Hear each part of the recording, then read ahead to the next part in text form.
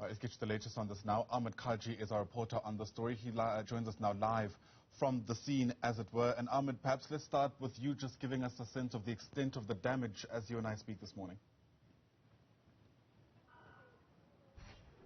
Yes, Ayanda, hundreds of people have been displaced over here at the Mai Mai in a formal settlement here in Jekistan. That's in the Johannesburg CBD.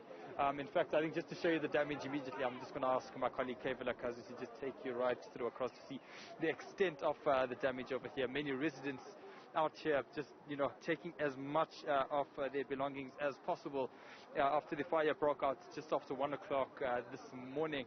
And, it's unfortunate when you speak to some of the residents, they say they want government to come through to just see the difficulty that they're going through, to provide them with food, to provide them with whatever clothing and belongings which they have lost overnight as well. And I think an important thing to remember in a situation like this is, in a housing situation like we have, if a fire, breaks out in one shack or in one informal settlement, for it to spread really quickly to various other surrounding settlements, that takes place exceptionally quick.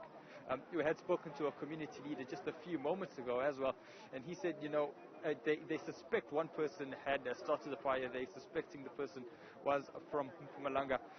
That obviously would be conjecture, given that there's various other factors which could have caused the fire in an area like this. There are illegal electricity connections. There is also fires which would have been kept overnight to keep everyone warm in the cold weather which we have been experiencing overnight. Temperatures dropping down to single digits towards that particular time in the evening, at around the midnight 1 to 3 p.m. Time period as well. So speaking to those particular conditions that this fire actually occurred in, that's really unfortunate as well. In terms of the person who had died due to this particular fire, we do understand that it is a male person who had passed away. In terms of various other details around the age, or whether there was a family attached to this particular person, that is still yet to be confirmed. In fact, one alarming thing that Kwa Mai Mai says that police have only come in about 10 minutes ago with a tape to actually secure that particular area where the body was stationed. So if one is to actually think about it, if this fire occurred between 1 and 3 a.m. Overnight, for those crime scene investigators and for those emergency services to only be coming through now, 8 to 7 hours later, that is rather alarming as well, at least on that particular front when it comes to the logistics as well. But the people that are stationed around here, it's a really difficult state that they happen to be finding themselves in.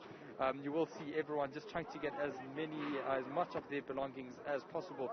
And when it comes through to particular situations and the stories like this, whatever is normally destroyed or at least saved in the fire or gets saved from it, when emergency services come along, the water tends to damage a lot more as well.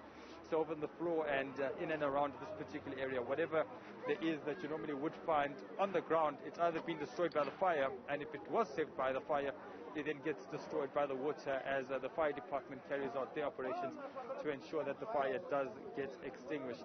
In terms of what we are expecting later on today, we are expecting the Johannesburg Housing MEC, so he will be coming through within the next 90 minutes or so.